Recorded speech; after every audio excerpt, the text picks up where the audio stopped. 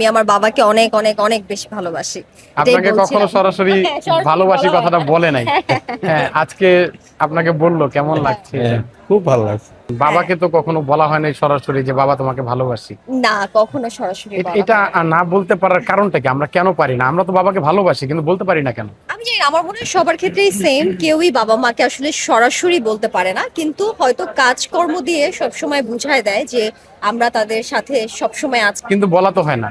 না, ওরকম আসলে আচ্ছা, বলা আমরা হয় হচ্ছে না। আজকে অনেকের সাথে কথা বলেছি যারা তার বাবাকে কখনো বলতে পারে না যে বাবা তোমাকে ভালোবাসি।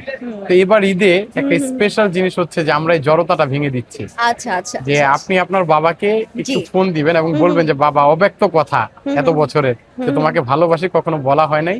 বাবা আমার কাছে অনেক অন্যতম গুরুত্বপূর্ণ একটি অংশ আমার জীবনের। তো আমি বাবাকে বলতে চাই আমি সারা জীবন আপনাকে অনেক অনেক ভালোবাসি। আমি আমার বাবাকে আপনি করে এবং বলি। এবং এবং সেটা আপনি ফোন দিয়ে বলবেন।